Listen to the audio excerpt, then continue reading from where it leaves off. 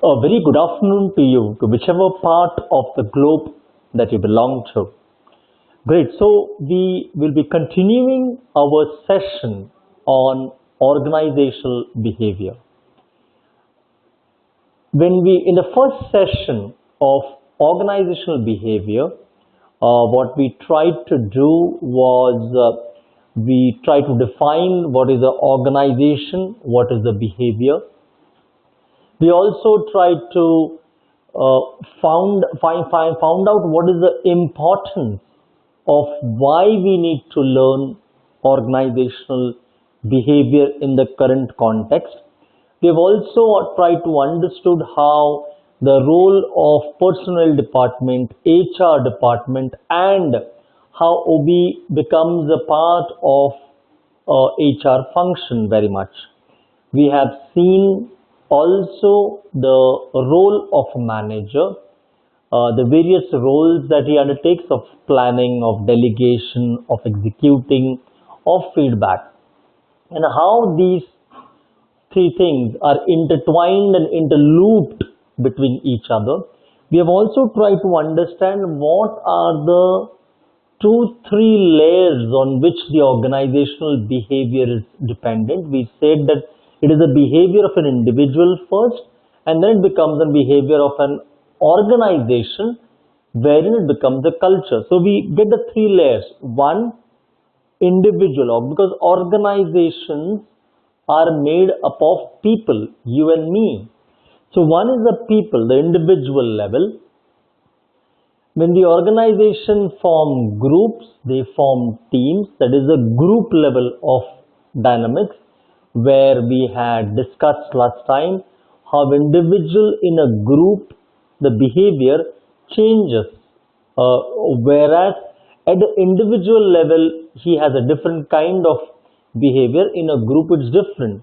And the third is the organizational level of behavior, where we have tried to understand that when the behavior teams are put together, they form the group dynamics or the company dynamics or the organizational dynamics.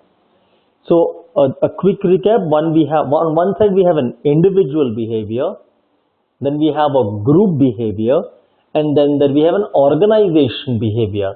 And what is an organizational behavior? Organizational behavior actually forms the culture of the company. People who are working, students, if you are working for an organization, you will realize that the culture is so very important. And what is culture? The behavior of the group of its people. So there are 3 layers in which we will be studying organizational behavior: individual level, group level, and the organizational level. We have also seen in the last session that at individual level they have broken up into personalities, values, emotions, feelings, decision making, so on and so forth. In group we have seen about power and politics, how do we behave in a group, about emotional understanding, and in a culture we saw about leadership, it's about being visionary, stuff like that. So we will roll out or unfold our session by the starting stage, that is about individual behavior. And there are various aspects. Almost 2 or 3 sessions will be devoting our time on individual behaviors and what are the implications it has from an organizational dynamics point of view. So one of the first features that we'll be discussing today in this session, we'll be discussing 3 features at the individual front. One is the attitudes and job satisfaction. 2, we'll be discussing on values and personalities. And 3, we'll be discussing on perceptions and decision making. And all these 3 come under the first bracket of individual behavior. Friends, we need to understand at which level we are addressing. We are discussing at level 1, that's about individual behaviors, and in that the first we'll be discussing on attitudes and job satisfaction. So let's see, look into what are we going to deal with it. So in this section of attitude and job satisfaction, we would be addressing these areas. After studying this, you will be able to understand, contrast the three components of an attitude. So we will kind of bifurcate or divide and understand attitude and its sub-elements as well. We will summarize the relationship between attitudes and behavior. One question, students, you should always understand and ask yourself also is there a relationship between a behavior? Behavior means how does he act, how a person behaves or acts in front of people. Is there a relationship between behavior and attitude? So that's also something that we will find in the relationship. We'll compare the contrast, the major job attitudes. We will look into what are the primary attitudes that we are going to deal with in different contexts. We are also going to define job satisfaction and show how it can be measured. In today's context, it is very much defined that any individual, if he or she needs to grow or prosper within any organization, job satisfaction is very important, because if you are not satisfied with your current job or any job that you are doing, excellence will never come. That's the underlying philosophy. Friends, it's very clear. As HR managers or OB managers, it's very important that when we speak about employee engagement, we dealing with people, interacting with people, having various levels of interventions at different point of time, it is very important to look into these aspects about job satisfaction. Because if an employee is not satisfied about his job, really it's a tough ask, because the kind and quality of work he would do would not be great. So we'll look into how it can be measured as well. What are the tools available as well? Summarize the main causes of job satisfaction. We'll also try to put in what are the various points through which job satisfaction could be achieved or done. Identify 4 employee responses to dissatisfaction. We'll also find out what are the parameters on which employees get dissatisfied, or when do employees get dissatisfied, and show whether job satisfaction is a relevant concept in across the country, is what we will be dealing with in the coming half an hour or so. Okay, let's proceed. Number 1, when we speak of attitude, it is an evaluative statement or judgment concerning objects, people and events. They say that it is very difficult to understand and interpret attitude. Now, how do we define attitude? Attitude is the way people think. Attitude is the way they behave. Attitude is the way they speak.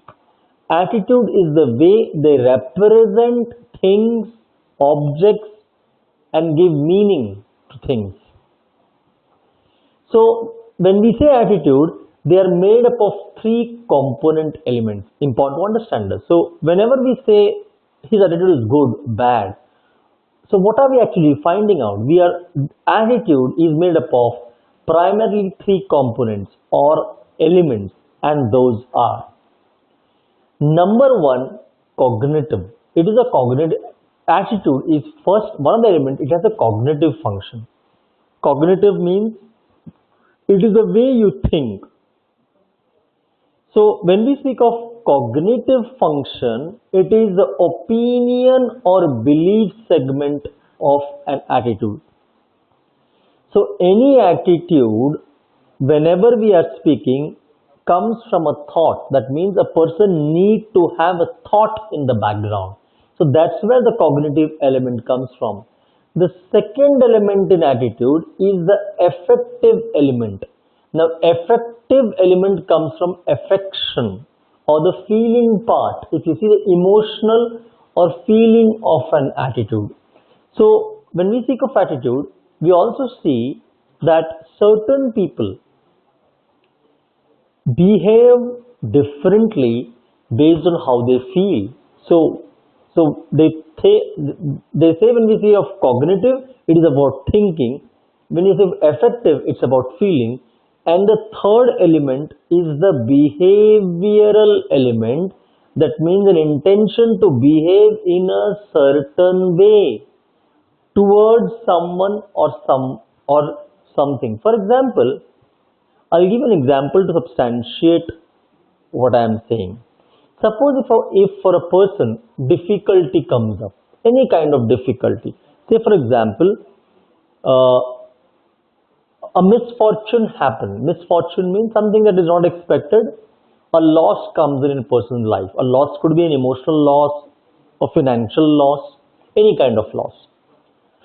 Now, based on the attitude the person has, he behaves differently. For example, one way, if a person suffers loss, people can respond by thinking that, oh, come on, why this has to happen to me?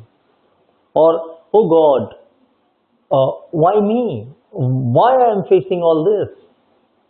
This is one way to think or to speak.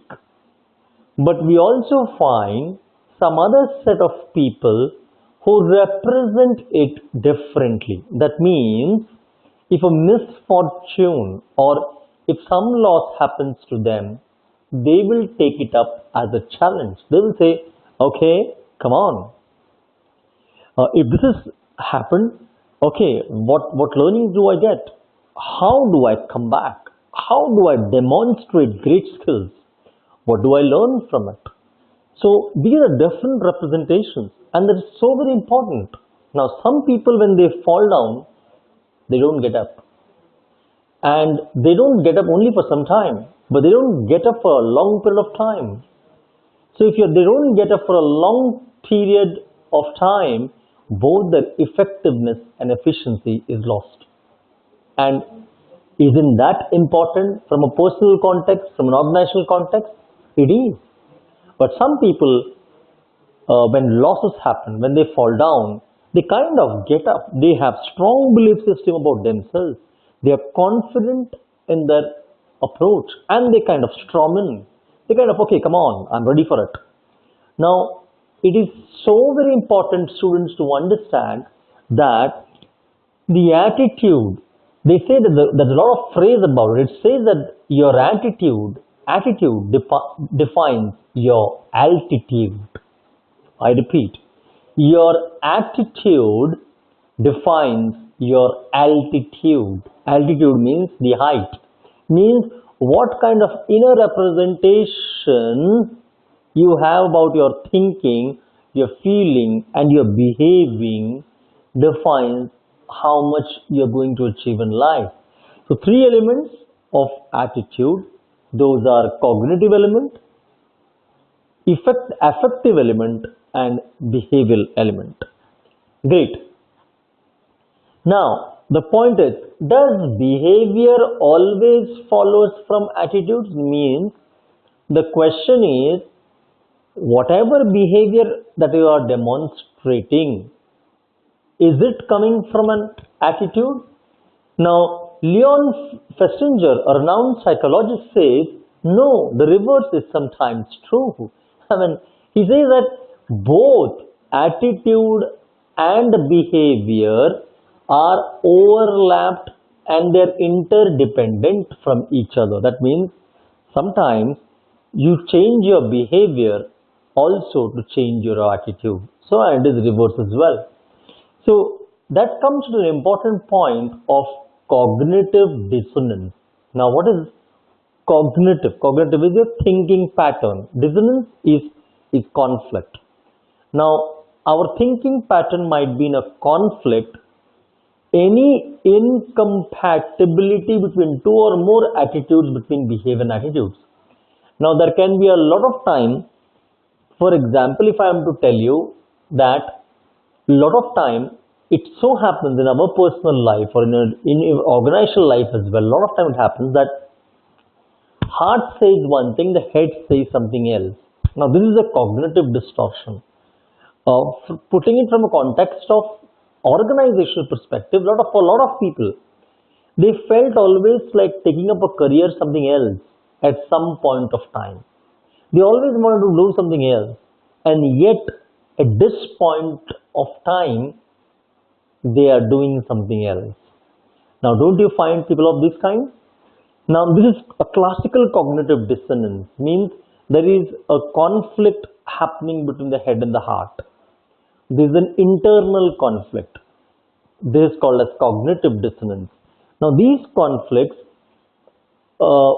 individuals seek to reduce this uncomfortable gap or dissonance to reach stability and consistency. A lot of time, people are not able to deal with it and they get stuck up in situations for a long period of time. And if you are not going to address cognitive dissonance, it's a tough going.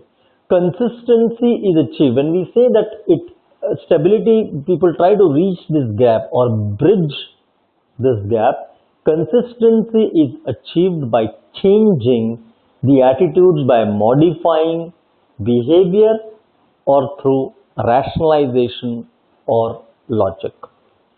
Desire to reduce dissonance depends on if you want to change this conflict. It depends on the important elements, degree of individual influence and rewards involved in dissonance. Now, suppose the example that we took, that I am doing a certain job which basically I am not liking at this point of time because I always wanted to become something else. Now, this is a classical individual dissonance.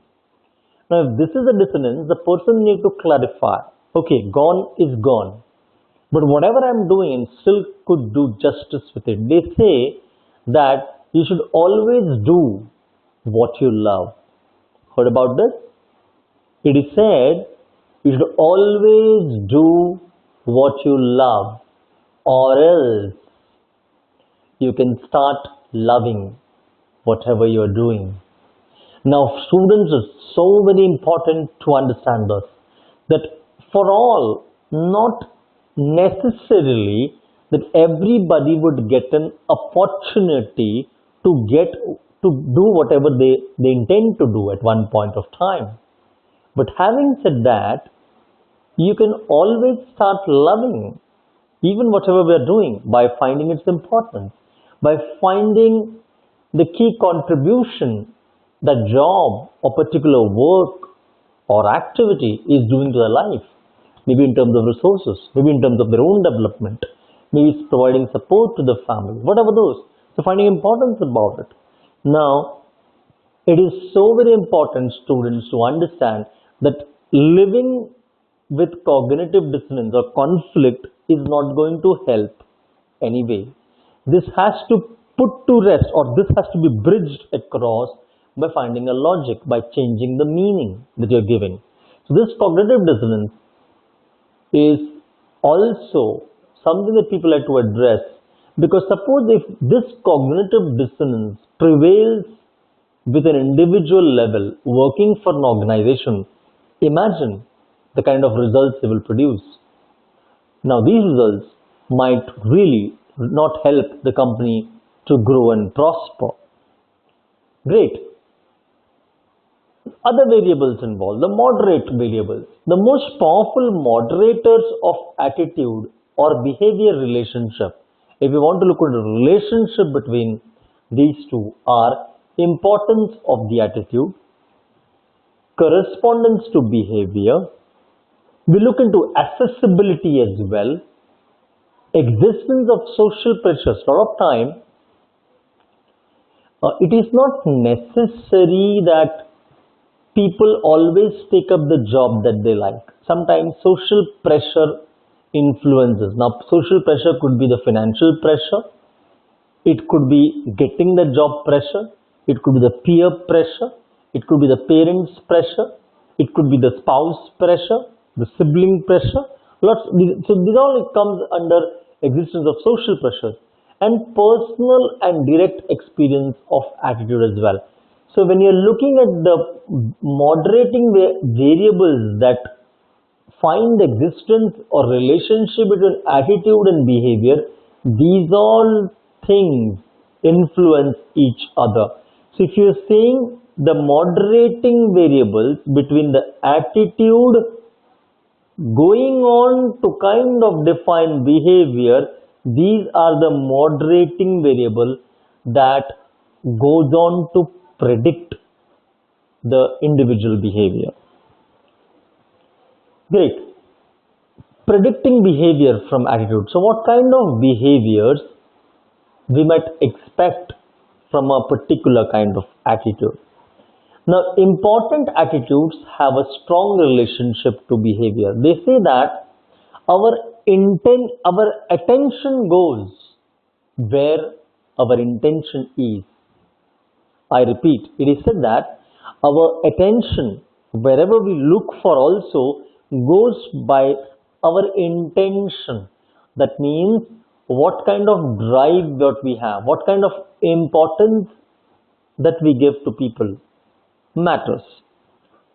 The closer the match between the attitude and the behavior, the stronger the relationship. In other words, it is saying that the minimal the cognitive dissonance, it is better.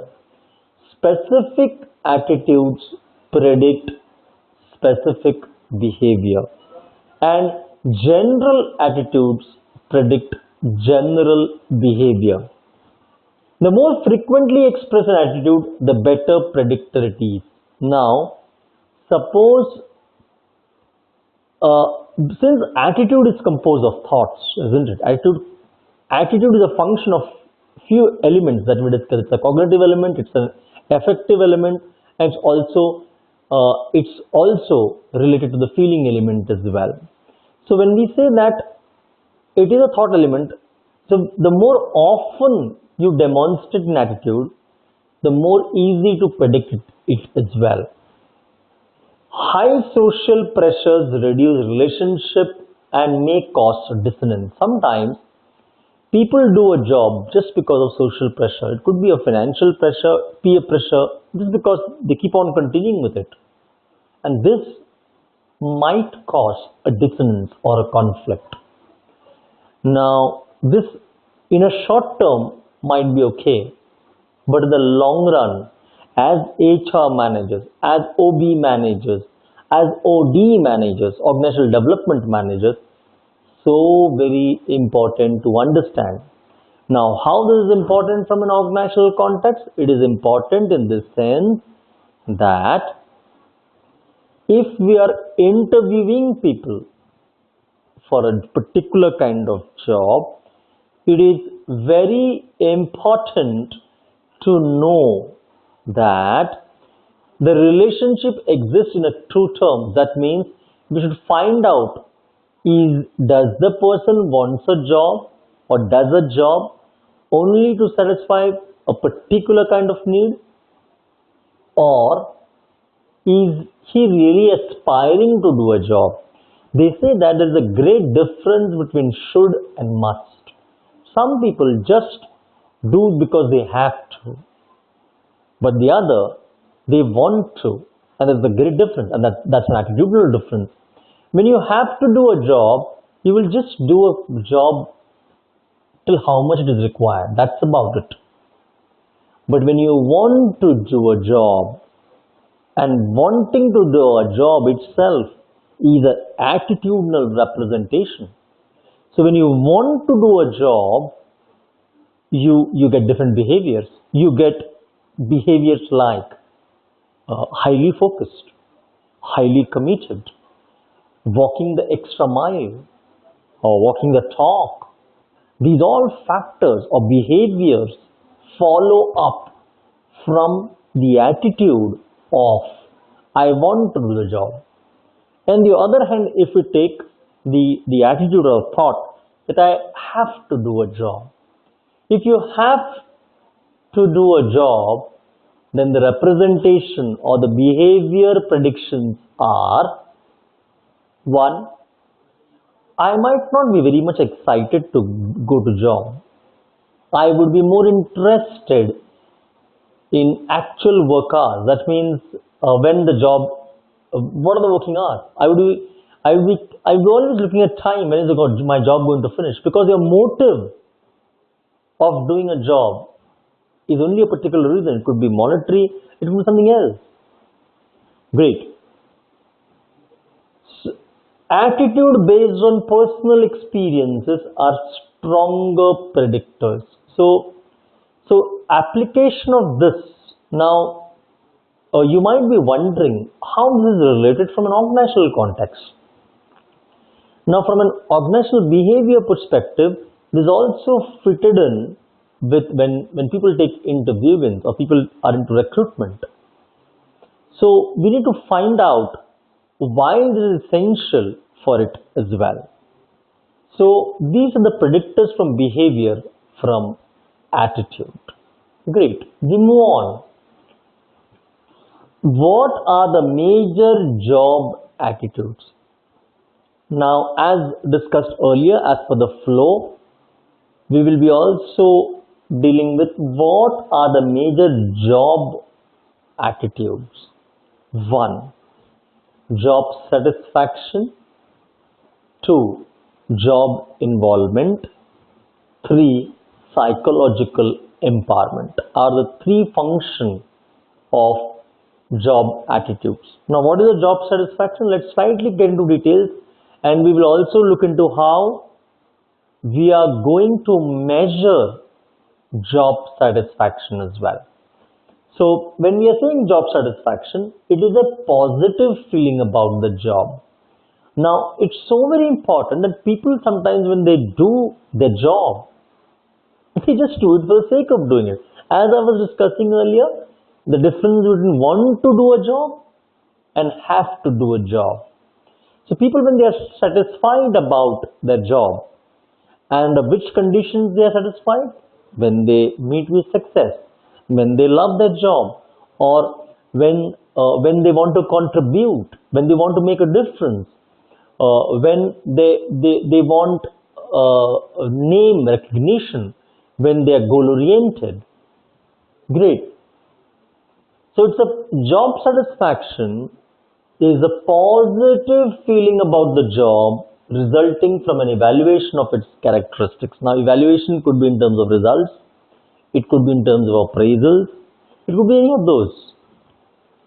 The second is job involvement. So we are discussing, I repeat what we are discussing major job attitudes. Now, one is a job satisfaction, and we know how much of job satisfaction is important from a result perspective. Yes or no? Yes. 2 is job involvement. Now, what is job involvement? Job involvement is the degree of psychological identification with the job where perceived performance is important to self-worth. Now, you can only be involved in a particular kind of job when you feel that particular job is contributing to your development, and it is very important to understand these dynamics, the job involvement. And the third aspect of the job attitude is psychological empowerment. Psychological is your psyche, the way you think. Empowerment is giving importance to. Empowerment is something that empowers you, that kind of gives you power. Now, what is psychological empowerment? Psychological empowerment is the belief in the degree of influence over the job, competence, job meaningfulness, and autonomy, where a person feels freedom to do his job, where the person feels high meaning to whatever he was doing, and a degree of influence. That means he feels that I am making a difference. There is my role in that particular job function. That is my contribution. This happened because of me. So that itself kind of empowers people to do their best. So three things that we are looking into major job attitudes. One is job satisfaction, two is job involvement, and three is psychological empowerment. And what we will do is get into further details of these three and see whether we have got few measurement tools as well. Okay, great. So another major job attitude is also organizational commitment. Or a commitment is some word that people use in any organization. I mean, if you guys are working for any organization or have some kind of work experience, everywhere these days people speak of commitment because and so very important. I mean, friends, there's a great difference between being interested and being committed. Being interested is something else.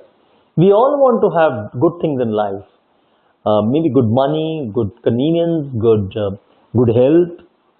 But the question is, are you committed? Because being interested is people want so far it's coming easy. It's great. People are interested about it. But the question is, commitment means, are you going to execute that, implement that?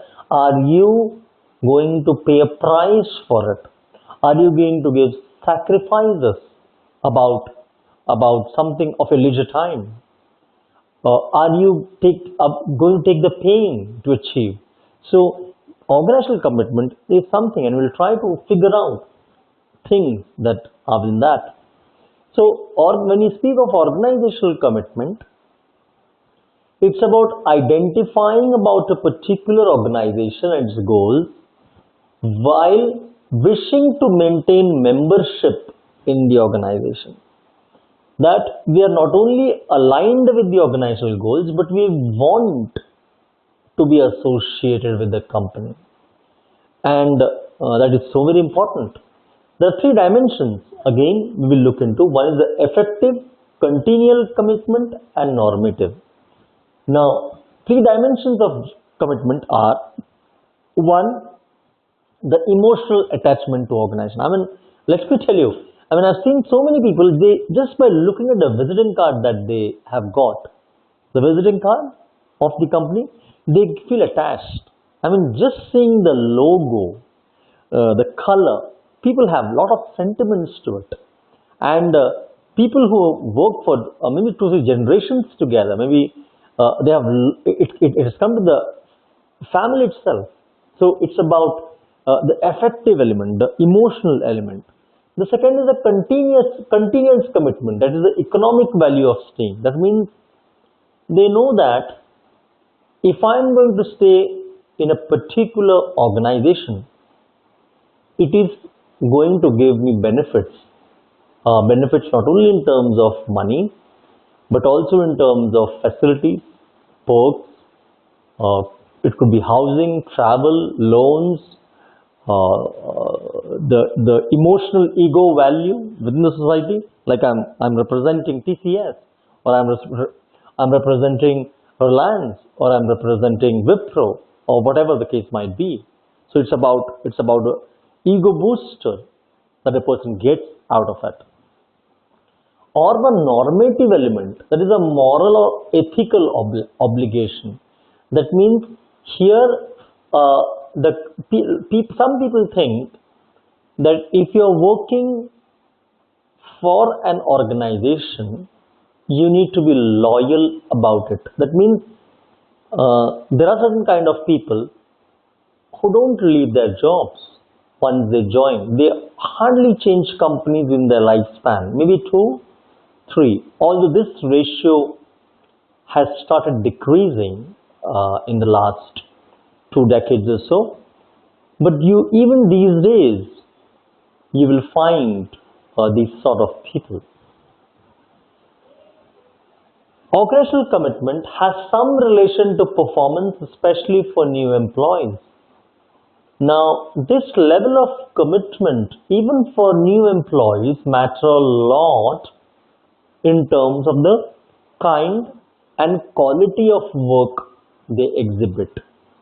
Because if you have a high level of commitment, you are more focused, you are more targeted and goal oriented, you are more solution oriented than problem oriented, you are ready to walk the extra mile. That means you are ready to satisfy your customers, be it internal or external customer, to have value added services.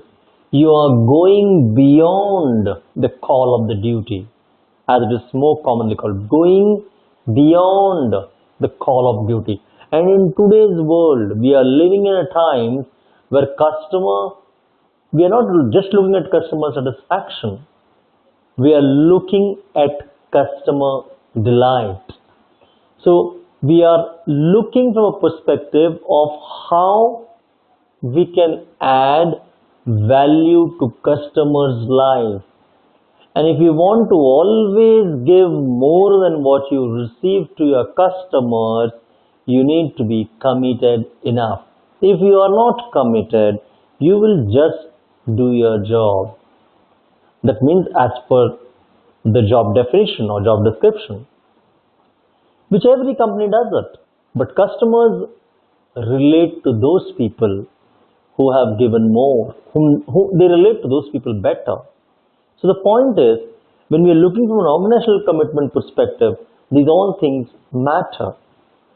Less importance now than in the past. Yes, the commitment value, if you see what happened 2 decades, what used to happen 2 decades back, that has slightly diluted into thin air in recent times.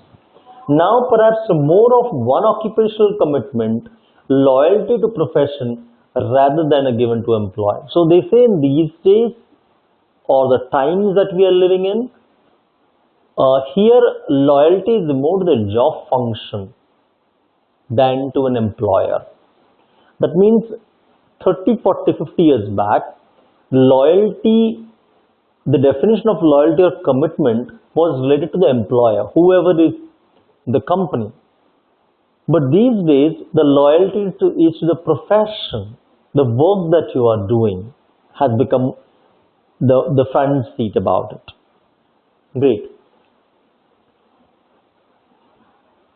Yet another more job attitudes are perceived organizational support, POS as it is called. So perceived. Why? It is felt so. It might be actual, it might not be real also. Perceived is something that you only feel that way.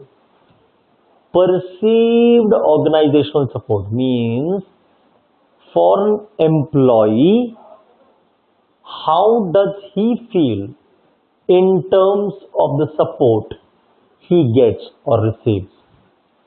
So it is the degree to which employees believe the organizational values, the contribution care about their well-beingness. Means how much the employee feels that my needs are taken care of by my company. How are needs could be the medical needs, the health needs, the being needs, the ego needs, family needs are taken care of. Higher when rewards are fair, that means end of the day, people want fair treatment. People just don't love biases or prejudices or favorism. Because when people live in an environment where they feel that they are cornered, they are overlooked, especially in terms of promotion. When people feel that somebody else got selected and the basis of selection is not transparent or fair, then people leave the organization very fast. So they say that hire when rewards are fair. The rewards have to be fair. That means they need to be transparent. Employees are involved in decision making. People feel more at home when they feel they are part of the decision making process. Because if they don't feel they are part of the decision making process, they feel they are aloof. They are not part of the system. So the concept of togetherness comes in.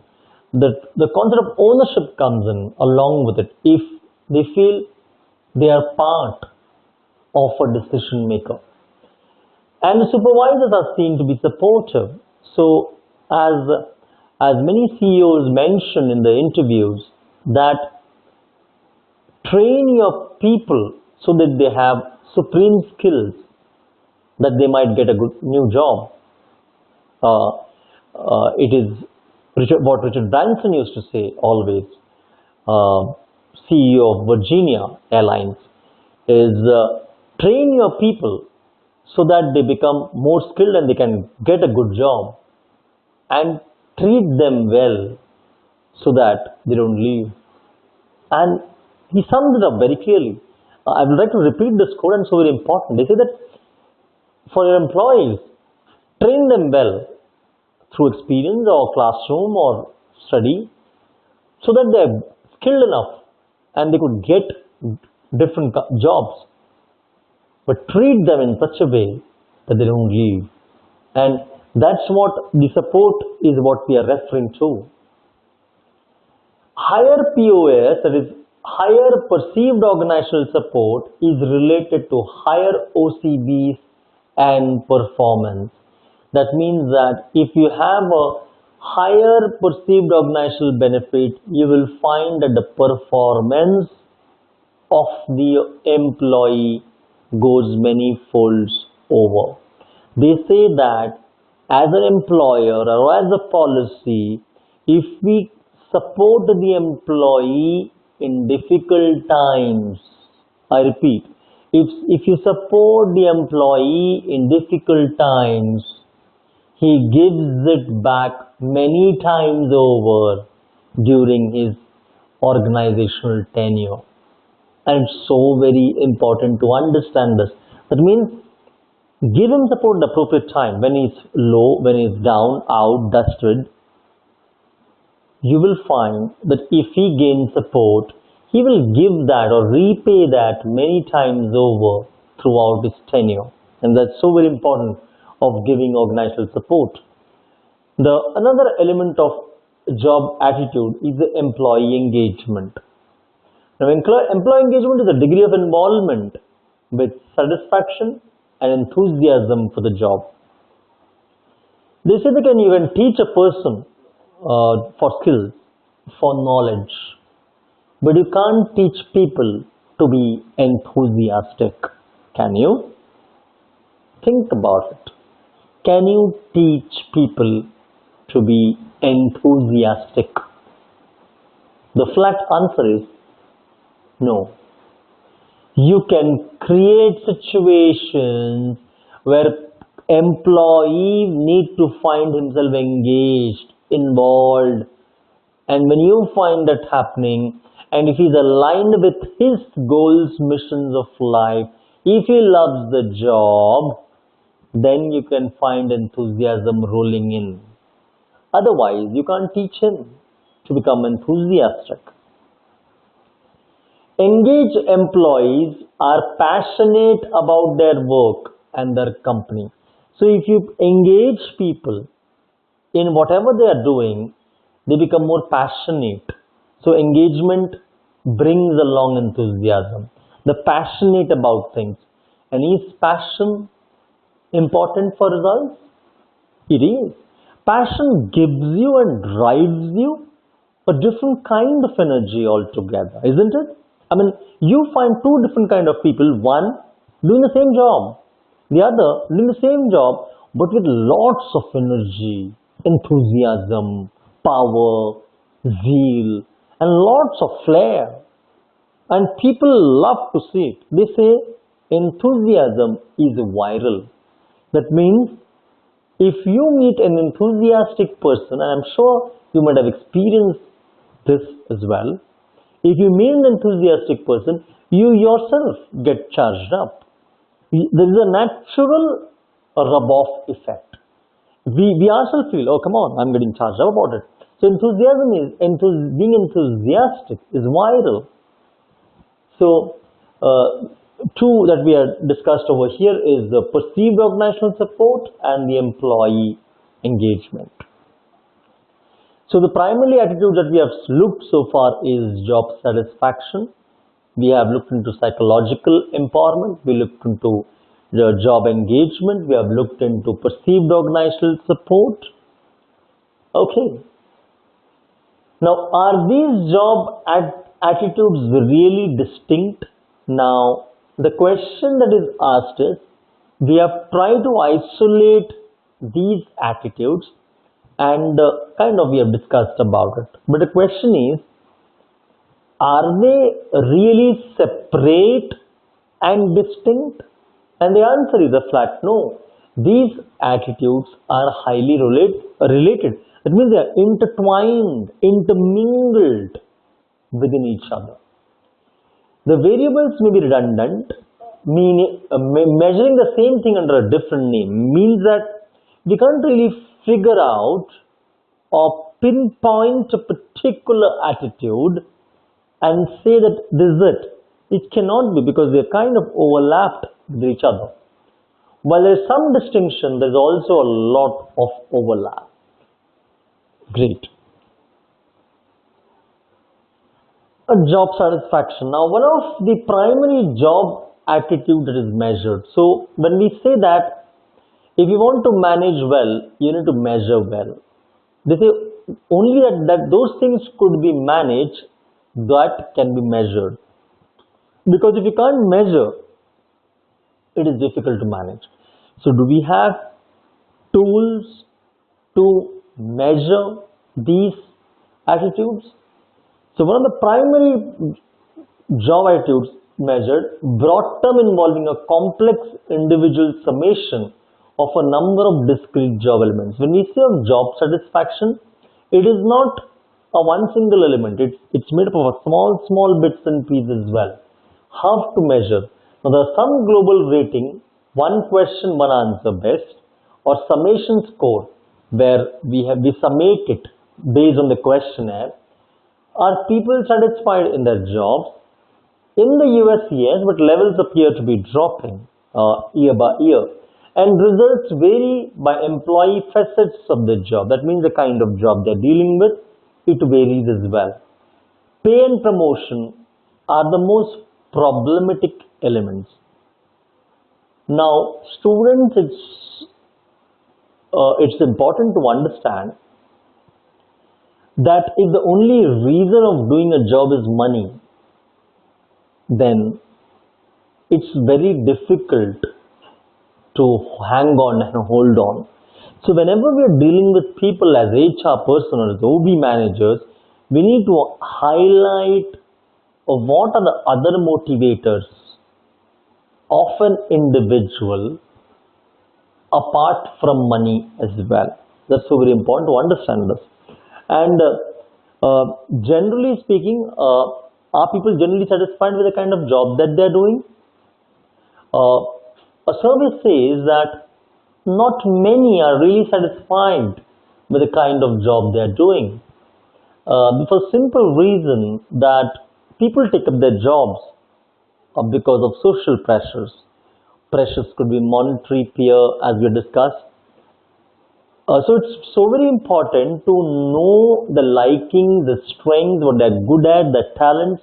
So if an employee joins an organization, he could be brought into for cross-functional exposure based on the kind and quality of work he does becomes important.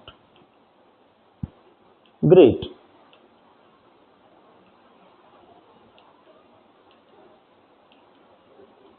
Causes of job satisfaction. We'll also try to figure out what causes job satisfaction. Now, pay influences job satisfaction only to a point. Now, that is the reason a couple of while back I was saying that yes, money motivates, but only to a particular point of time. Money may bring happiness, but not necessarily job satisfaction, because money will give you in terms of the resources that it offers. But in jobs, if you're looking at job satisfaction, then it has to go beyond that. We have to look into other facets or other areas apart from money as well for job satisfaction. Personality can influence job satisfaction, which we will look into personality aspect a couple of minutes later.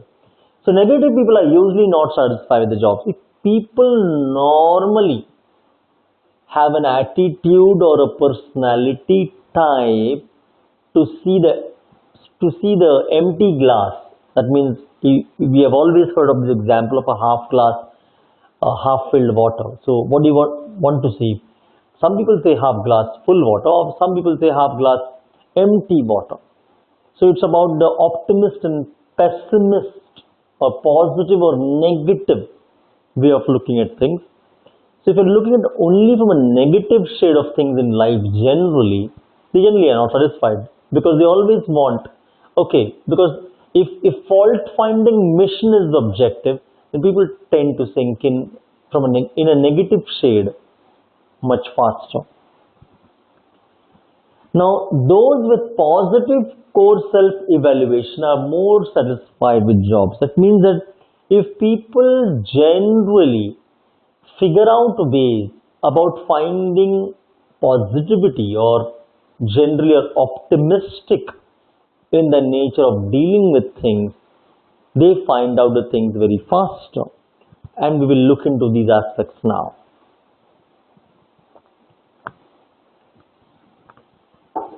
Great.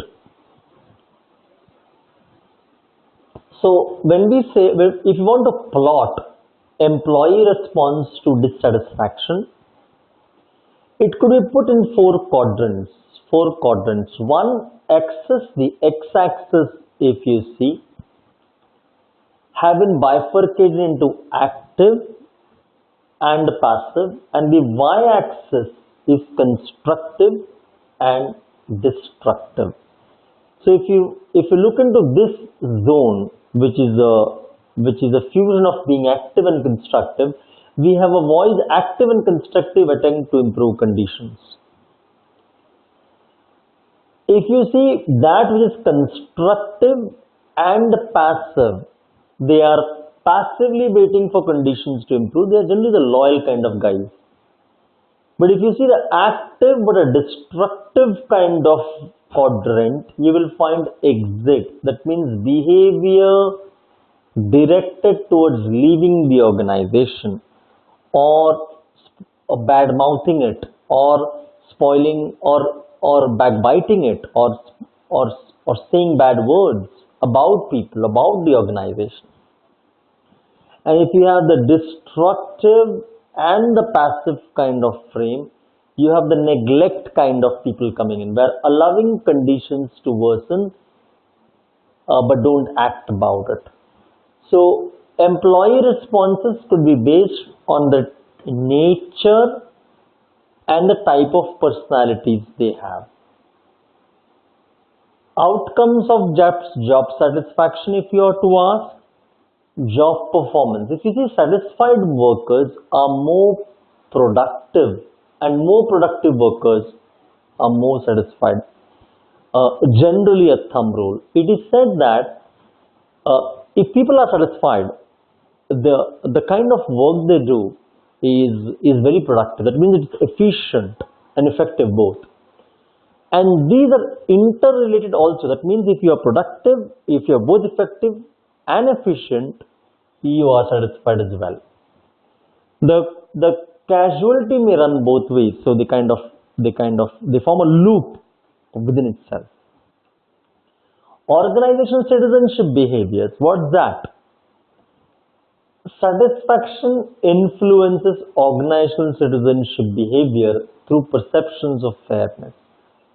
A couple of while back, we discussed about how the perceived notions or beliefs and values that the person thinks about the organization, these things develop, that is organizational citizenship behavior develops as well. Then we have a customer satisfaction as well.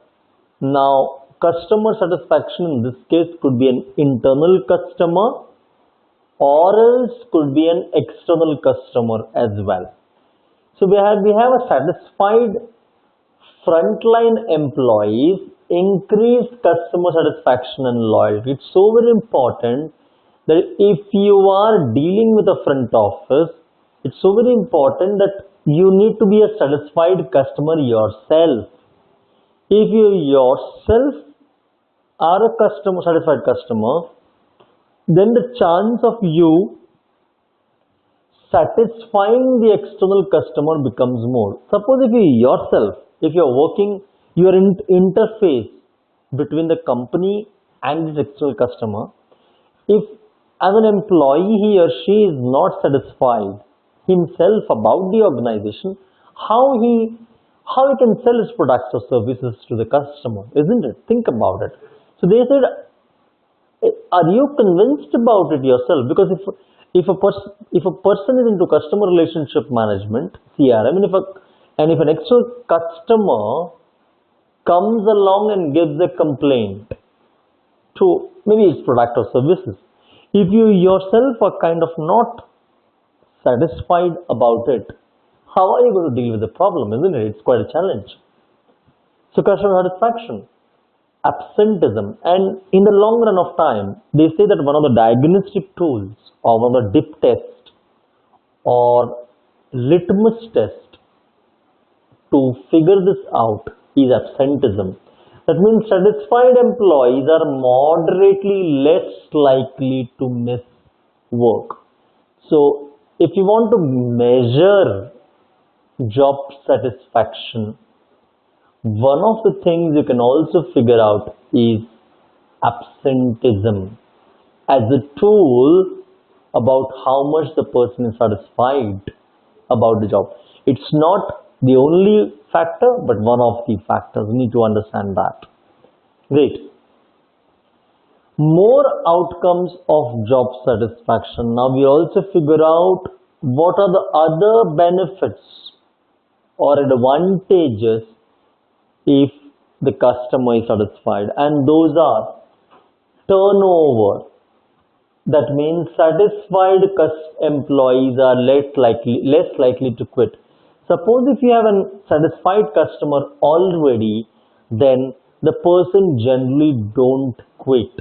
His resilience power or the pressure taking ability is more. Many moderating variables are there in this relationship, like economic environment and tenure, organizational actions taken to retain high performers and to weed out low performers as well.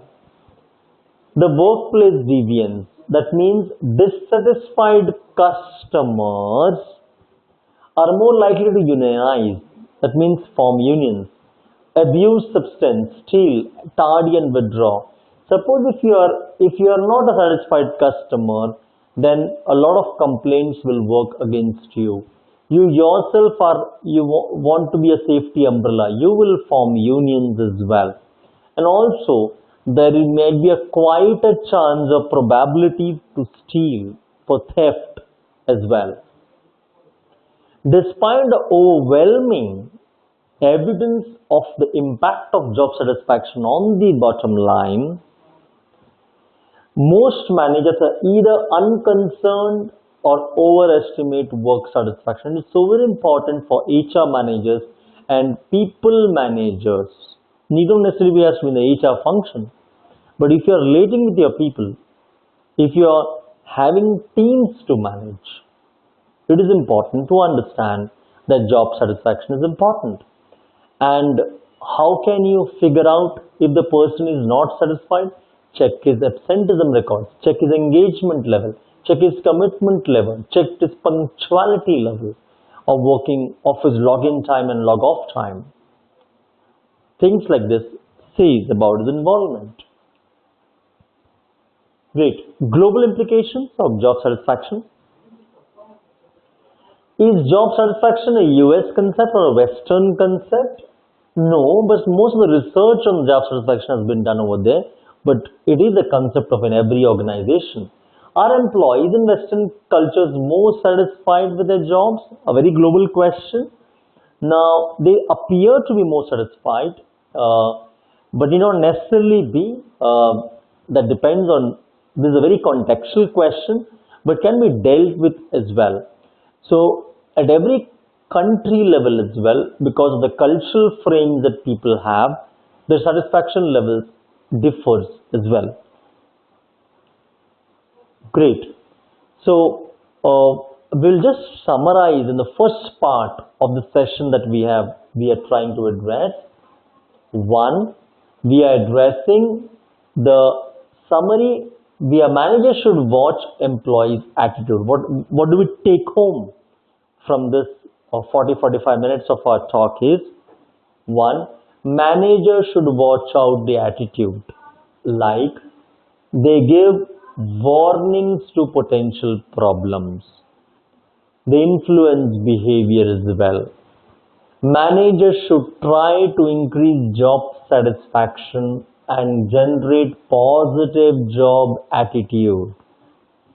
Reduce cost by reducing turnover, absenteeism, tardiness, theft and increasing OCB. Focus on the intrinsic part of the job. That means that make work challenging and interesting. They say that one of the things that people love in a job, apart from money, is, are they learning something from the job? Are they growing? If we want to make two axes from challenge and performance axis, on x-axis we take performance and y-axis we take challenge. If a person is given a task where the job is not much challenging, his performance will be there initially. But if it is not enough challenging, his performance will kind of plateau down, and at some point later it will start falling off as well. So, as a manager, it is so very important to understand and tell that he or she needs to find out how a job we can make it more challenging, more interesting, so that the individual grows at a personal level and addresses them better as well. Great. So this is what we have done or try to understand in the subject of attitude, its components. We have looked into what are the major job attitudes. It could be job satisfaction, engagement, psychological empowerment, commitment, job commitment, and we have tried to address what are the implications as well. Great. In the coming around 20 minutes or so, we would be addressing on personality and values. So understand that broadly, let me again reiterate or debrief you that we are studying organizational behavior under three heads: individual level, group level, organizational level. At each level, the behaviors are different. As of now, in the coming two sessions today, and another two sessions will be dealing with individual level of behaviors. In that first part, we took as attitude. Second, we'll be looking at personality. And understand, students, that each of these are interlinked. Although we are studying separately, they're kind of intertwined with each other. They are kind of overlapped with each other. Great. So personality and values. So let's first understand what are we going to find out in this coming 20 minutes or so. So we'll define personality, describe how it is measured, and explain the factors that determine an individual personality. We're going to describe the major, it's called as MBTI or Myers-Briggs Type 1 personality framework and assess its strength and weakness. So this is a psychometric tool that's globally is used with various organizations to identify or to understand various type of personalities better, identify the key traits of the Big Five personality model, demonstrate how the Big Five traits predict behavior at work, identify other personality traits relevant to OB, define values as well. So in this coming 20 minutes or so, we'll also try to understand what are values, demonstrate their importance, and contrast terminal and instrumental values. So what are the end values and what are the process values? Compare generalization differences in values, and we also look into identify few basic models of values as well. Great. So what is the personality? So we'll first start with what is the personality, and we'll also take it up from a perspective of an organizational context. Great. So what is personality? It is a dynamic organization within the individual of those psychophysical systems that determine his unique adjustment to its environment. That means the sum of total of ways in which an individual reacts and interacts with others that measurable traits of a person exhibits. That means in simpler definition, a personality means how is a person going to relate with the other person in an organizational context. And how do we measure personality? Helpful in hiring decisions. Now, if we see into personality traits, so in recruitment process there are a lot of psychometric tools to screen out candidates. Most common methods being self-reporting surveys or observer rating surveys provide an independent assessment of personality. Often better predictors as well are there. Great. So when we say of personality determinants, those are one, hereditary. That means certain things that comes through our genes, through our family, through our lineage. That means factors determined at conception. It could be the physical personality. So personality, when we are speaking of, it is of the physical dimension about it, and the second is an internal dimension about it. So physical dimension, obviously the face, the structure, the color, the height, weight as well. This hereditary approach argues that genes are source of personality. Twin studies raised apart from very similar personalities. Parents don't add much to personality development, and there are some personality change over a long period of time. So one is a hereditary approach where we have seen that people are groomed up in a certain way. That means they say that if I am to put in simple language, one of the most debatable point that when we speak of personality is the nature and the nurture rule. So nature is what we are born with. Now born with in terms of physical attributes or mental attributes. Nurture is the grooming element. Now grooming could be the parent grooming, the environment grooming, the peer grooming, the educational grooming, the social grooming, the cultural grooming, those grooming. So hereditary looks into the nature element, what you are given with. Great. Enduring characteristics that describe an individual behavior. They said the more consistent the characteristic and the more frequently it occurs in diverse situations, the more important the trait. They say that if certain traits or behaviors are repetitive, that means it's a part of your pattern. Two dominant frameworks used to describe personality are, which will look into some aspects, are MBTI and the Big Five model. So we'll look into this one by one. So when we say of MBTI, or the Myers-Briggs type indicator to define personality, it's a more widely used instrument in the world, MBTI. Participants are classified on 4 axes to determine one of the 16 possible personality types.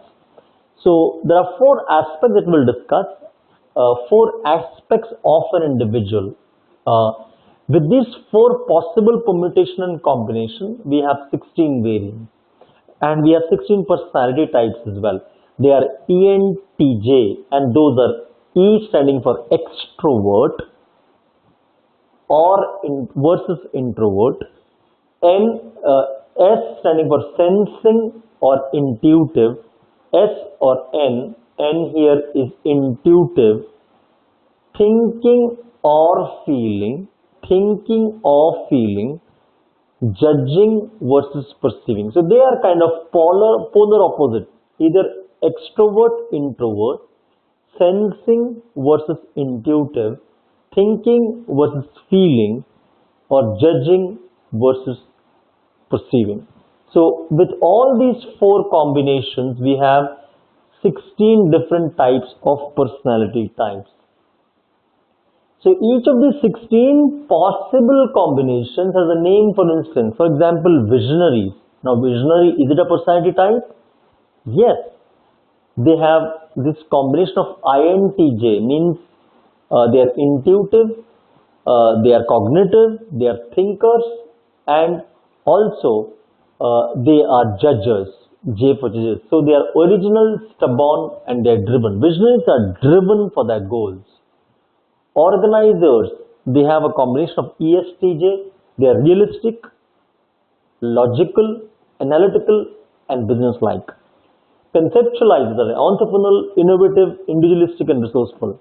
Now the point is, what do we get from this is the point. The point is, if we can identify people in this category or personality types, then we can delegate and assign roles based on this. So because these are the areas that they are good at, and if they can give the task based on this, then they tend to do well. Research results on validity mix, that means MBTI is good tool for self-awareness and counseling and should be used as a selection test for job candidates, and a lot of organizations use this for recruitment and also for raising self-awareness in training programs as well. Let's do the other model. It's the Big Five model of personality dimension. Here we look into extroversion. That means social, gregarious, and assertive. Agreeableness. Consciousness is a responsible, dependable, persistent, and organized. Emotional stability. Openness to experience. So these are the 5 variants that the Big Five model of personalities says. It's about extroversion, agreeableness, consciousness, emotional stability, and openness to experience. How do the Big Five triads predict behavior is what we will look into. Here research has shown that this is a better framework. Certain triads have shown to strongly relate to higher job performance. So what we do is we relate these personalities and equate with the performance. So highly conscious person develop more job knowledge because that's his strength. Exert greater effort and have better performance. Other Big Five triads have implications like emotional stability related to job satisfaction. Extroverts tend to be happier in their jobs and have good social skills. Open people are more creative and can be good leaders. Agreeable people are good in social settings. So we never say that this personality type is good or bad. We always say that a particular personality type have their own advantage in a particular setting. And students, we also need to understand that they are not static element. That means every personality is not a static. We keep on evolving. We are dynamic in nature. We human beings are processes, not static. So it's about being ever changing. But these give an inclination to the job type and job delegation as well. The other personality traits that are relevant to organizational behavior are core self-evaluation. So there are tools to raise self-awareness. It could be about SWOT analysis. It could be about intelligence analysis. It could be about Machiavellism as well. The Italian philosopher, scientist, you can call it. It's a pragmatically, emotionally distant power player and who believes that end justifies their means. Here, the results are more important than process. High maths are manipulative, win more often, and persuade more than they are persuaded, flourish when have direct interaction, work with minimum rules and regulations, and emotion distract others. If these are the criteria, then Machiavellism kind of characteristic really paves the way. The other personality trait is narcissism. Narcissism is an arrogant, entitled, self-important person who needs excessive admiration. And don't you find people of this kind working with any organization? You will definitely find less effective in the job. So these are different personality traits as well. More relevant, self-monitoring. It could be about the ability to adjust behavior to meet external situational factors as well. High monitor confirms more and more likely to become better leaders as well. Then they are risk-taking as well. That means the willingness to take chances. Now in today's environment or leadership, is risk-taking important? Oh, I bet you feel that way. It's so very important. Maybe best to align propensities with the job requirements as well. Risk takers make faster decisions with less information. So when we take of risk taking, it doesn't that we take a blind risk, but we take risks which are appropriate to the context. So these are again personality types, self-monitoring or the risk takers. The type A personality, the more from the 1960s we have the type A personality, the aggressive personality type. The people who are driver personality types, they are impatient, they are obsessed with numbers and achievement, they move there, and the proactive personality. Now what are the proactive personality? They identify opportunities, show initiative, take action and preserves to completion as well, create positive changes in the environment. Few other types. So when you look into the personality type, just to summarize in the last 10 minutes what we have discussed, we have different personality types as well. The personality types in organizations are normally used through primarily psychometric tools. Those are MBTI, the Myers-Briggs Type 1 indicator, or the Big 5 personality type. There are other variants as well. It could be Machiavellism type, narcissism, self-monitoring type, or the risk-taking type. So based on these categorization of people as well, based on the job tasks that they're doing, we can segregate people accordingly. The second aspect of this is values. Now what are values? Now basic values are basic convictions on how to conduct yourself or how to live your life that is personally or socially preferable, or how to live life properly. Attributes of values or characteristics of values are content attribute. Content attribute is what? That the mode of conduct or the end state is important. So we look into the results are important. Or intensity attribute, or just how important the content is. The value system. Now, person values rank order by intensity. Now, every individual has different values that he values. For example, the moral values could be respect, humility, forgiveness, trustworthiness, honesty. So these are the moral values. There are other values that people value. It could be hard work, result orientation, or risk taking.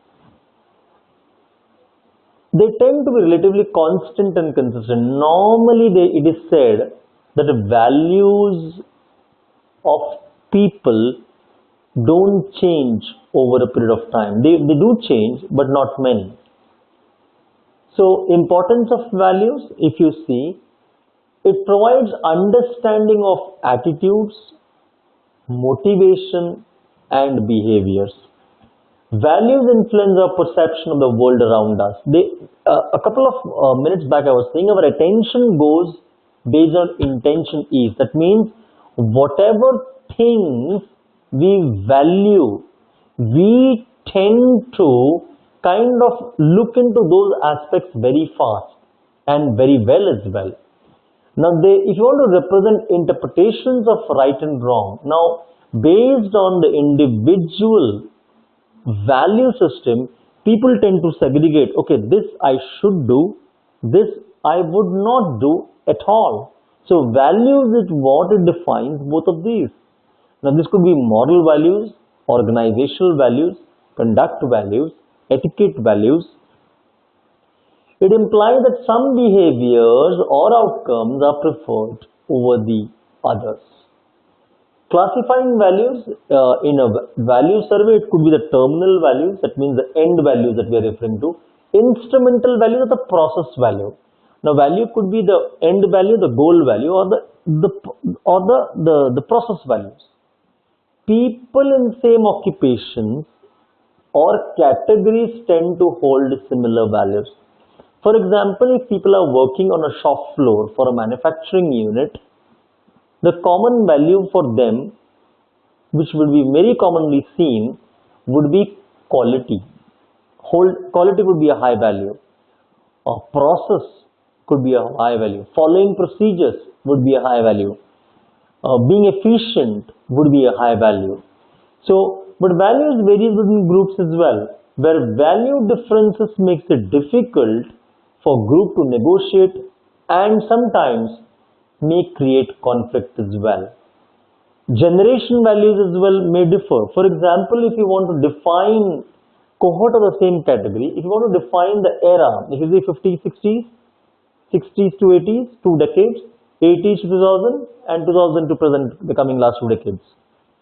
Approximation age, if you say dominant work values for the veterans, for the early 50s, 60s, the dominant work values were hardworking, conservative, loyalty to organization.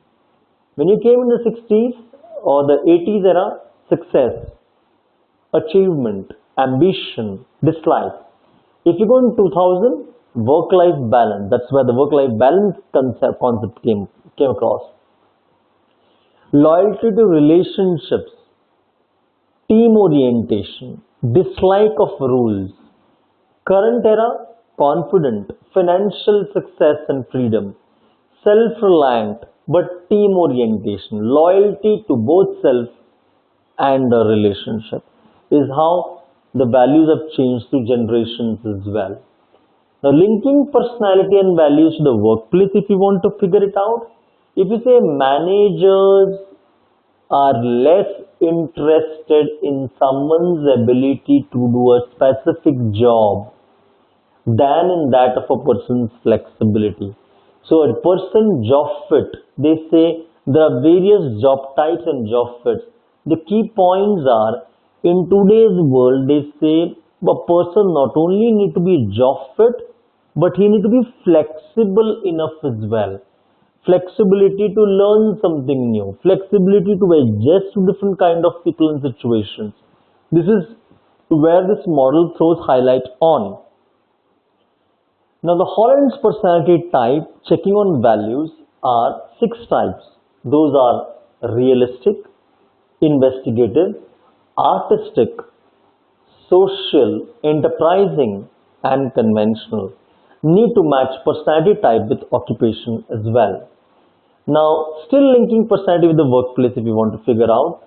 In addition to matching the individual personality to job, managers are also concerned with person organization fit. That means whether the person is actually fit in a in the current company's culture or the company's values. So sometimes it happens that the individual values might be different with the organizational values. For example, an organization might be very aggressive.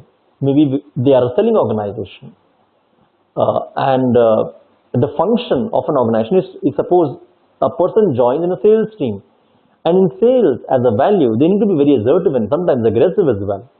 And if a passive kind of individual as a personality or a value type gets into that function, there might be a conflict or a dissonance or a cognitive dissonance where the personalities are not matching, the styles are not matching, the values are not matching, and hence he might not able to deliver results. So this fit need to be looked upon. The global implication, if you need to figure out, if you see personality, do frameworks like Big Five transfer across culture? Yes.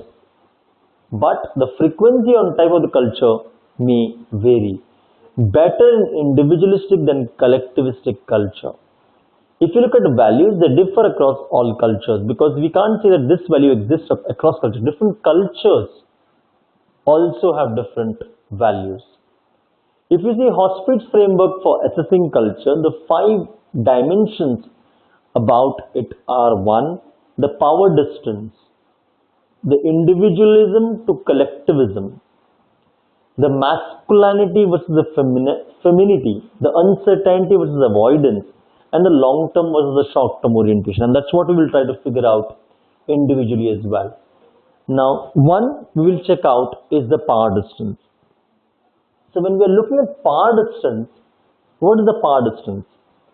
Now, the power distance is the extent to which a society accepts that power in institutions and organizations is distributed unequally.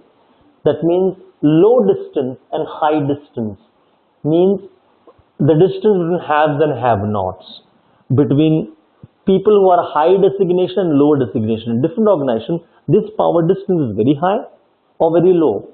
So that's also a part of the value chain. 2. Individualism versus collectivism.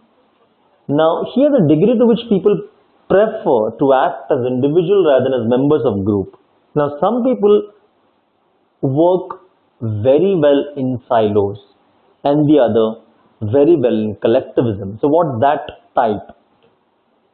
3. The masculinity versus femininity means the value of work where people give more importance to men or more men driven, or the other where it is feminine, where the extent where there is a little differentiation between both men or women. Or the uncertainty avoidance. Now friends, it's so very important to understand that we are living in a times of ambiguity. That means uncertainty.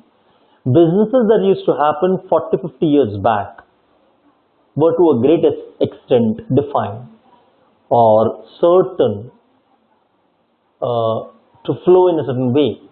But as times have passed by, these situations also change. Here ambiguity has also crept in. There is a high uncertainty. If the value proportion is to avoid high uncertainty, then anxiety might creep in very fast. Society does not mind ambiguous situation, embrace them. Low uncertainty avoidance. So being flexible enough and open enough to take up uncertainty is the key value proposition. Time orientation means how do we take up in short-term and long-term orientation. A national culture attribute that emphasis that future thrift and persistence. If you see the time that we are living in, a lot of companies and cultures focus on being short-term. Yet you need to figure out ways where we can have long-term implications about it. So Hotspeed's framework on assessment on value chain is that there are regional differences within countries as well. The original data is old and based only on one company. Hotspeed has to make many judgment calls while doing this research. And despite this problem, it remains a very popular framework as well to use the value chain. The GLOBE framework for assessing cultures, it says that the GLOBE or the Global Leadership and Organizational Behavior Effectiveness Research Program, there are 9 dimensions of national culture. And similar to Hotspeed's framework with these additional dimensions, there are human orientation, there is performance orientation, and there are others as well. Now, what we are trying to figure out from the value chain and the personality is, from the personality we need to figure out, screen for the big 5 triad of consciousness, take into account situational factors, as well as with MBTI can be of great help while with training and development. Whereas with values, it often explains attitudes, behaviors and perceptions. And high performance and satisfaction achieved within individual values match with that of organization. So with values, what we do, we try to match the individual values to organizational values, wherein a lot of synergy is tried to figure out. Great. In the third part of our current session, which will spend down 20-25 minutes or so, would be on perception and individual decision making. Perception. What are perceptions? Perceptions are the process by which an individual organize and interpret their sensory impression in order to give meaning to their environment. That means that perception is based on what we think and align ourselves. Now we need to understand perceptions can be right, could not be right as well. Now, generally we tend to perceive based on our sensory channels of what we see, hear, smell, think, feel. Now, people's behavior is based on the perception of what reality is and not on reality itself. So, a lot of time, people tend to think in a certain way based on the belief system. Now, perceptions are beliefs in a certain way. Now, the world, as it is perceived, the world is behaviorally important. Now, since in any organization at an individual level as well, people look through the world in a particular way based on the perceptions, based on the beliefs that people have. And we will look into how those perceptions are important to deal with. So, one, we look into an attribution theory. They say that perception, making judgments about others. A lot of time, when we meet people as well, we already have an impression about the individual. We call it already always. We always think, okay, this person is always this way. Let me tell you, it need not necessarily be. We all change because we are dynamic by nature. They say that if you're meeting people around, always press the F5 button. And what is an F5 button? F5 button is refresh, because not only the people change, we all are changing. So attribution theory is when individuals observe behavior, they attempt to determine whether it is internally or externally caused. Distinctiveness shows different behaviors in different situations. That means people behave in a different way in different situations based on the impression that are casted off. Errors and bias in attributions, those are fundamental attribution errors.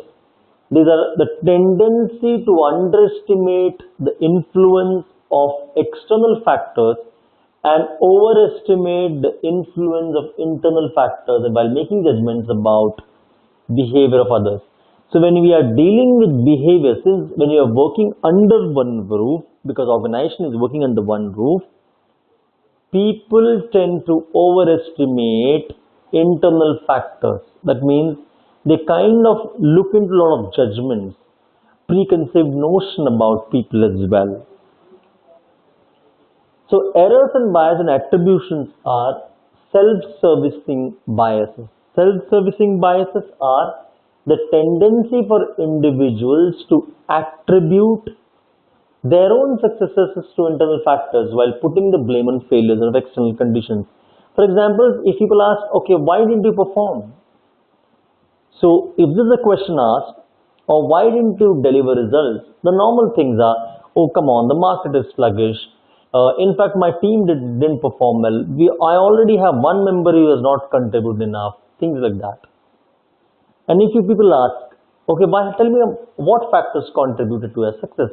People generally tell about hard work, determination, commitment, so on and so forth.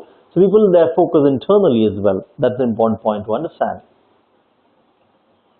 The selectivity perception. That means some people are very selective about things. That means people selectively interpret what they see on the basis of their interest, background, experience, and attitude. So based on the experience that they have run through, people have their own preferences about it. And this is so very important to understand while dealing with people. Classical few biases that people are aware, we need to be aware of, is one, the frequently used shortcuts in judging others. One is the halo effect. Halo effect. Now, what is an halo effect? It is drawing a general impression about an individual on the basis of a single characteristic. So, when we deal with people, if suppose one person is good in one of the attribute or one of the characteristic, or say for example, one of the job function, what normally people do it, we take that attribute and color the entire personality. Suppose the person, we infer that the person is good in this function.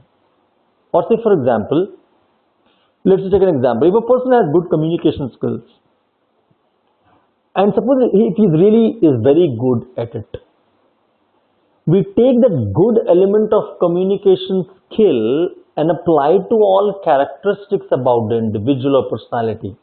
And then we come to a judgment that is very good as a personality. We can't do that. And exactly the opposite of it, of halo effect, is the horn effect, where one negative attribute shades and masks off the entire personality. That means if some person is negative, has some shortcomings or something which is not good at, we just identify it, enlarge it, and kind of color the entire personality and look through colored lenses. That means the personality in itself is not good. So the halo and the horn effect. The contrast effect. That means the evaluation of person characteristics that are affected by comparisons with other people recently encountered who rank higher or lower on the same character. This also can be taken up with the recency effect. Suppose if we have just met an individual, good or bad, whatever, and then we are meeting somebody else, we immediately make a comparison about behavior. So if the person whom you met earlier was very good, and then we immediately contrast, he is not very good as him is. So we have a barrier of perception, and while dealing with people, this might not be a helpful strategy, and that's the point. Great. It could be or the projection. Now what is projection? It is attributing one's own characteristics to other people. Projection is, they say that whatever you are, you tend to look at the world as well. So, whatever the world you are looking or seeing is also a reflection of what you are. I hope you're getting this. I will clarify my point. What I'm saying is, whatever you think is also what you see. That means whatever you're seeing is also a reflection of what you're thinking. That's called a projection. So it's so very important to see. They say that we have five senses. Yes or no? We have five senses. And John Miller, a famous psychologist, says that with our five senses, we can only take in our conscious mind 7 plus or minus 2 bits of information. That is 5 to 9 bits of information only is we can look into through our primary channels or sensory channels. But there are so many other information that we can't really are aware of. So these 5 to 9 bits of information that we are taking in or where our attention is going, these things are based on our own priorities, our own preferences, our own choices, our own intentions. Based on that, we are seeing the world. So these are projections, classical projections. Or the other could be stereotyping. So what is stereotyping? It's judging someone on the basis of one's perception of the group to which that person belongs. So it could be about state orientation, it could be religious orientation, it could be national orientation. Like, okay, he's coming from that state. So, oh, he's coming from Punjab. So that means that he needs to be bold, that means he needs to be brave. He's coming from Calcutta. He needs to be artistic, he needs to be cognitive. He's coming from Chennai, he needs to be good in mathematics. A group perception, which might not be true. Biases, isn't it? Great. Specific application of this is what we'll figure out. The prime application, one-time application is employment interviews. So perceptual biases of raters affect the accuracy of interviews' judgment of application. The performance expectation, self-fulfilling prophecy or Pygmalion effect as it call it. That means the lower or higher performance of employees reflect preconceived leader expectation from employee capability. That means based on whatever his expectation, his means the interviewer's expectation are, he matches that with the employee, which might not be true.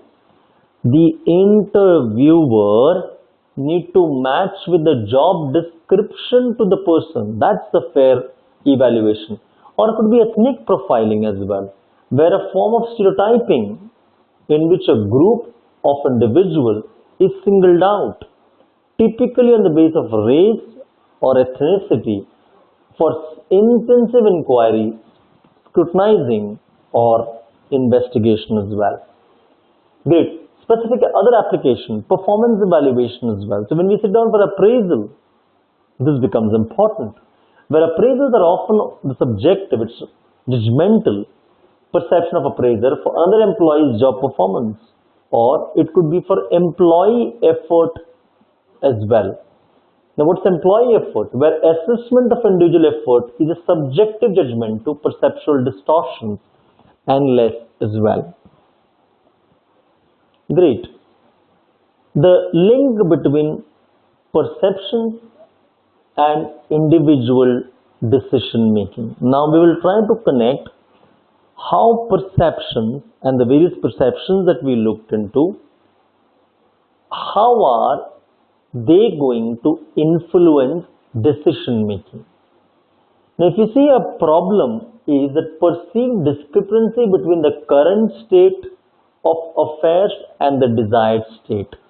That means if you see, the problem is we are not looking the problem as it is, or we are not looking at the world as it is. We look at the world as what we are. That's the bias or prejudice that we have.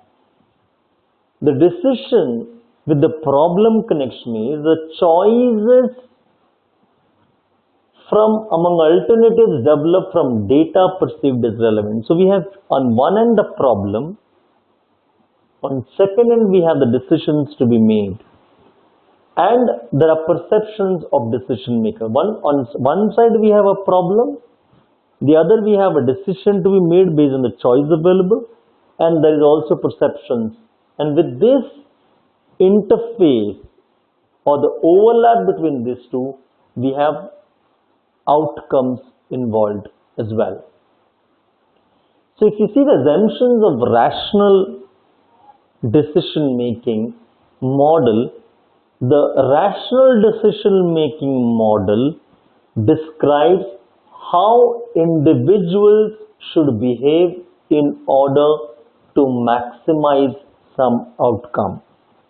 Now, rationalization, students, when we speak about, it's about how to be more logical in your approach, how to make decisions based on data, based on the kind of frameworks that you have as numbers. Like for example, a lot of CEOs mention that we make decisions based on logic and facts. So not only based on emotions. So that's about the rational approach about going about it. So, and the model assumptions in the rational approach are problem clarify. So we clarify what the problem is. We know what are the, based on this problem, what are the choices available.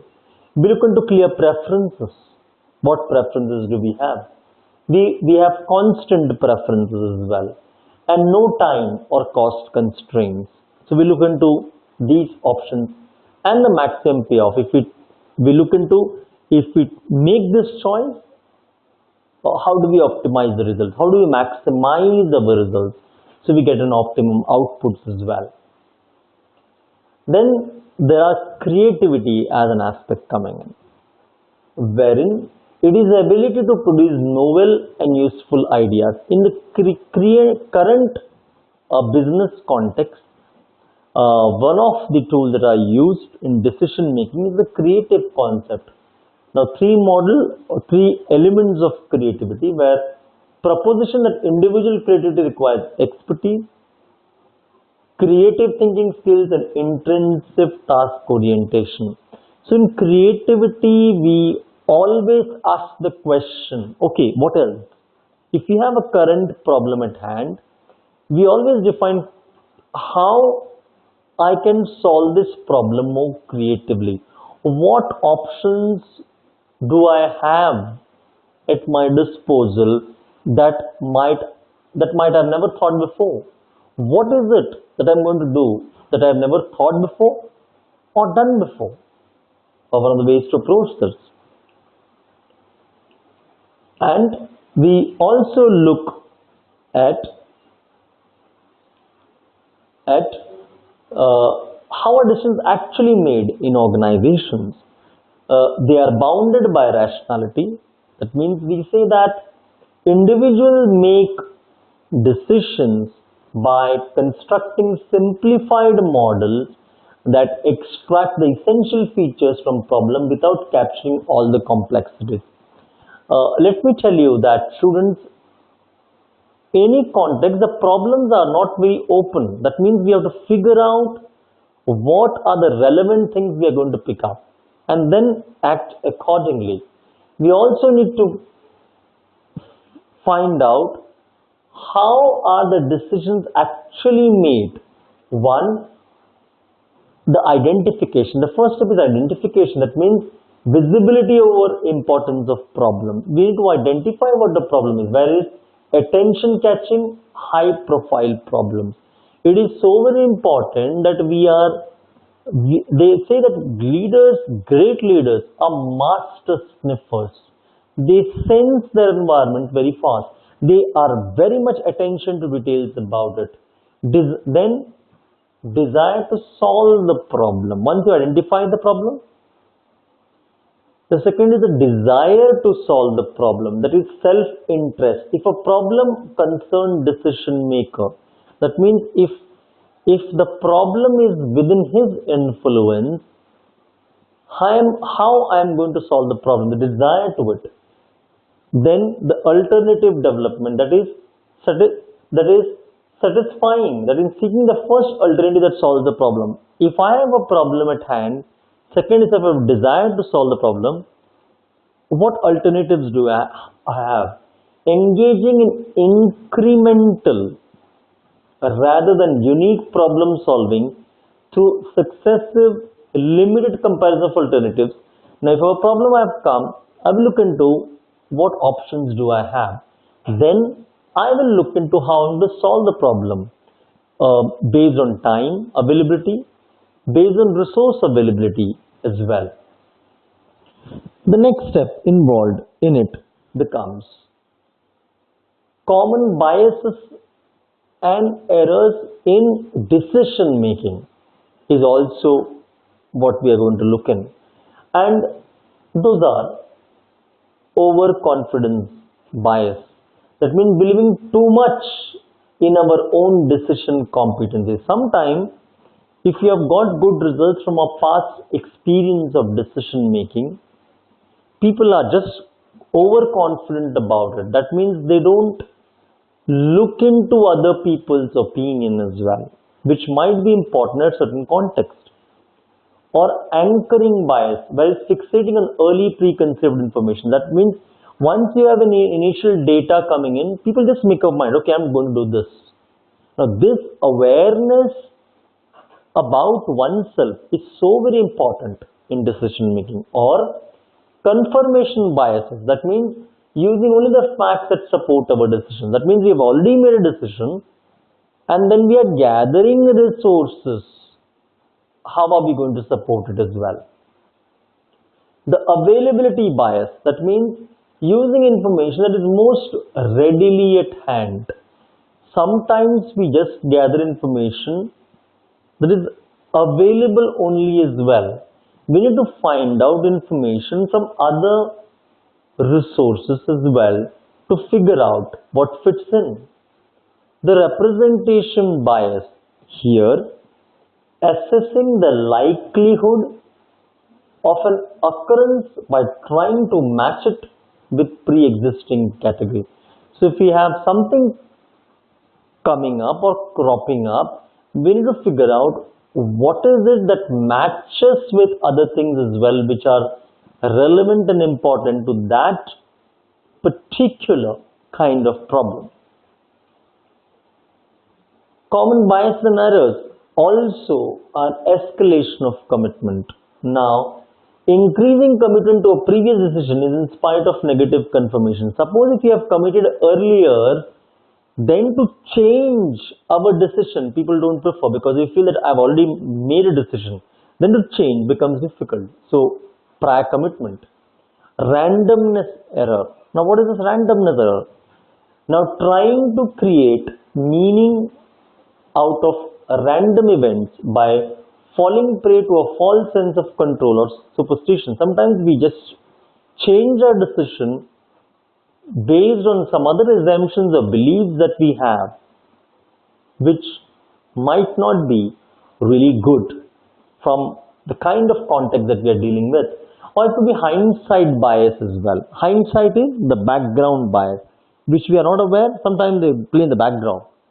They are falsely believing to have accurately predicted the outcome of an event after that outcome is actually known. So we tend to get to know this. We have somewhere in the background that it might not be a good decision, but we kind of overlook that background thinking, and we need to be aware of it as well. Great. Intuition. Now, intuition has to be really looked into, neither overlooked or underlooked as well. Now, intuitive decision making is an unconscious process created out of distilled experience. Now, conditions favoring where we should favor intuitive decision making are: number one, where a high level of uncertainty exists. When we don't know we don't have much data about it. So in this case, intuitive decision making could be the something that you can fall back upon. There is a little precedent to draw on. We don't have much of available facts about it. Variables are less scientifically predictable. That means we don't have a fair logic going. Facts are limited. The data available is limited. Facts don't clearly point to the way. That means although sometimes it happens that we do have facts, but they don't really substantiate it to a particular point. We don't have enough evidence about going about through, or facts don't clearly point. Facts don't clearly point the way, or analytical data are of little use, or where severe possible alternative solution exists, or time is limited, and it's time to press for the right decision. Also could be the factors where you need to favor intuitive decision as well. Great. Organizational constraints on decision makers. Now there are certain constraints that also exist from a decision maker perspective as well. Those are times during performance evaluation, where evaluation criteria influence the choice of action. It could be the reward system, where decision makers make action choices that are favored by the organization as well. It could be the formal regulation as well, wherein the organization rules and policies limit the alternative choice of decision makers. Or it could be the system imposed time constraints, where the system itself does not really give much time. Or the historical precedents as well, where past decision influence current decision. So these are also few things that influences people as well. Cultural differences as well influence. Those are problem selected. It could be based on time orientation. It could be how much importance to give to logic or rationality. It could be a belief in the ability of people to solve problems. Sometimes decision making is a shared decision making. You are not a single decision maker. It's a kind of panel where multiple people decide. So how much of that is involved? Preference for collective decision making as well. So it depends on cultural decision making styles as well, based on which the decision making is taken about as well. The ethical decision criteria, wherein the utilitarian method, that means seeking the greatest good for the greatest number. That means if majority of people are going to benefit about it, the thumb rule becomes take the right decision. Respecting and protecting basic rights of individuals, such as whistleblowers as well. So we don't have somebody who can take advantage of decisions as well. Or justice as well, where imposing and enforcing rules fairly or impartially as well. Now it could be based on also on national culture, where there are no global ethical standards. For example, rules for internet. Now there are no national boundaries on internet. So that's something that goes beyond boundaries as well. Now the ethical principles of good organizations that reflect and respect local cultural norms are necessary for high standards and consistent practices as well. And